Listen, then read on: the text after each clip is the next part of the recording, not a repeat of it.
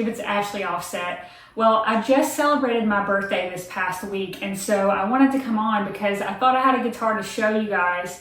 But for my birthday, my husband got me a really cool guitar that, honestly, the cool thing about us exchanging gifts is that he gets me stuff that I would never get for myself. I'm very much a minimalist. Taken to the extreme, I did not see the need for bedside tables, for example, and so I would just put my glasses of water or whatever on the floor beside the bed, and I thought that was perfectly fine because I would rather spend my money on less adulty stuff. And I'm a full-grown adult, so I realize how ridiculous that is. With that being said, he got bedside tables for us, and they have changed my life. In that same vein, he got me a guitar that I never would have bought myself.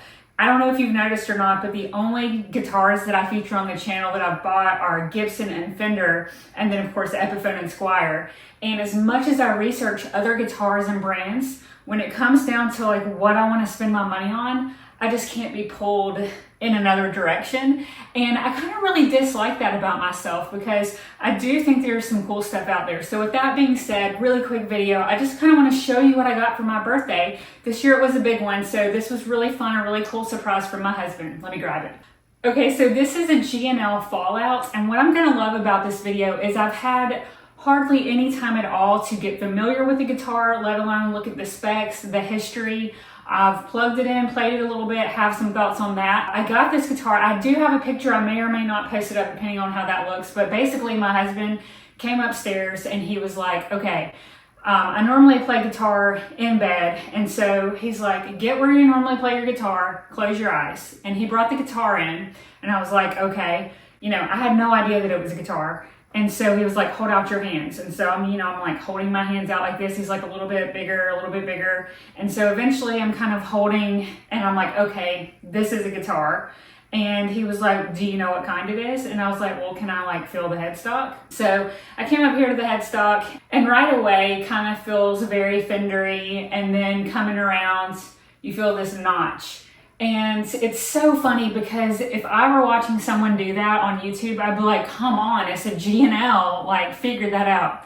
Couldn't figure it out to save my life. I was like, okay, like I don't know, it feels very Fendery, but then it stops. So I truly have no idea. I might have thrown one brand name out there. I can't honestly remember. The next thing I noticed when I knew that it was a guitar was that it was super light. So I didn't really, for some reason I thought it would ruin it if I felt too much of the guitar itself, but I did feel like the knurled kind of knob. So I guessed that it was like an off-brand Telecaster, and that's really as far as the guesses went. But a quick rundown of what I do know about the guitar. So funny enough, I don't know the names of G&L colors, so I'll have to look that up and I'll throw it down in the description after the video. Really just a first impressions of getting a guitar like this. It is a part of the tribute series for G&L, and so this original design was in 1983. This particular guitar itself was released like 4 or 5 years ago, or made 4 or 5 years ago from Indonesia. So instead of being a US, it is the tribute series.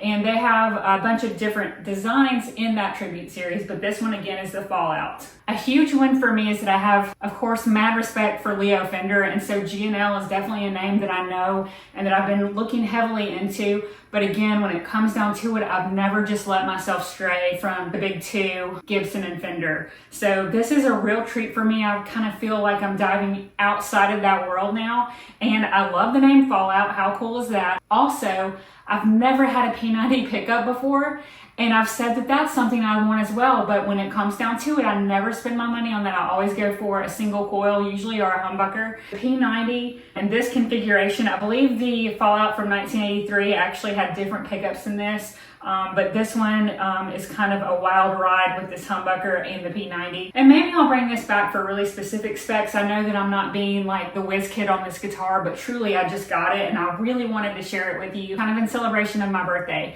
So what I can tell you though is that I definitely plugged it in. I think everybody was anxious to hear it and I was anxious to know what a P90 sounded like.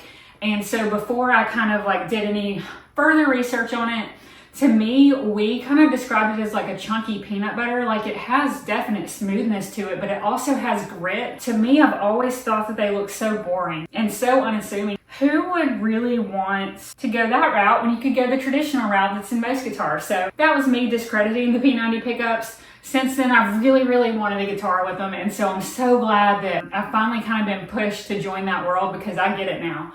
Like, I am now like, what would an SG be like with those P90s that I always overlook? They sound really special, and so when I've been playing this, I usually have it engaged with that P90, but the humbucker's nothing to sleep on either. It's just a blast of guitar, and to be honest, the guitar totally screams. Like, it really gets down and dirty, and I didn't know if that was just me kind of being a novice and being like, oh, this thing kicks ass.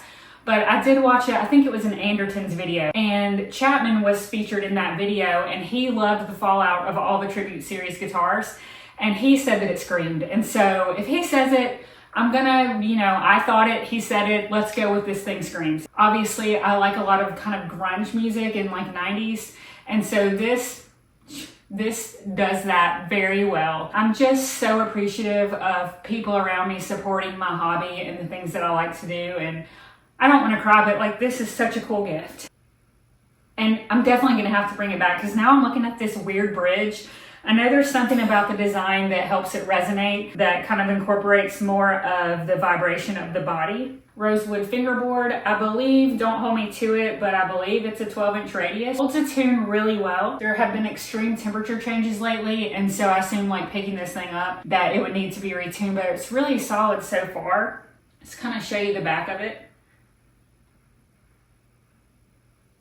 And before we end the video, just really quickly, I was also gifted this 40th anniversary pedal. It's a Boss Super Overdrive SD1, and much like the guitar, I know hardly anything about it. In fact, if you know anything about the pedal or the guitar, please leave comments below. Thoughts? Do you have one? What do you know? Especially about the pedal though, because I plugged it in. I don't get it yet. Like, I don't know if I'm not playing the right genre. So I have a DS1 pedal, and I totally get the vibe of that. Plug it in, it does what it's supposed to. This one, I plug it in, it does what it's supposed to. I just don't get what genre of music to play, or like what I'm not doing right to get the right sound of it. But what I have found is that it doesn't do as well for me in terms of what I'm looking for if I have it on a clean amp setting. But if I have gain turned up on my Fender amp, so not using my super clean amp, but like really turning up the gain on my Fender amp that kind of has a bluesy sound to it already, it gets a lot better with this. But I still think maybe there's a genre or some song maybe that you can think of that would really shine with this Overdrive SD1 pedal.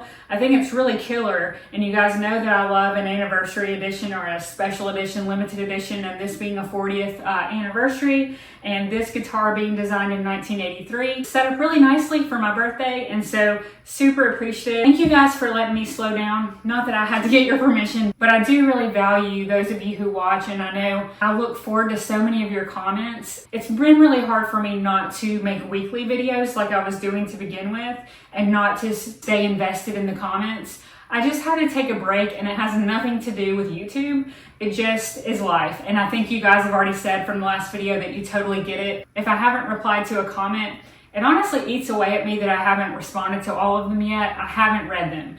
And so there's this part of me that gets really anxious before reading comments. And so I'll read a couple, and then I'll be like, okay, because I don't know how you guys can continue to be so nice, to be honest. And so I'm pushing my luck here. I'm pushing my luck. And so I've got to get out of that headspace. We know I have reservations about being here in the first place, but I do want you to know I really value our time here together talking about guitars, and I appreciate you for tuning into the videos and supporting me so much. It's been a really amazing birthday week. Thank you so much just for your support, and I will see you in the next video.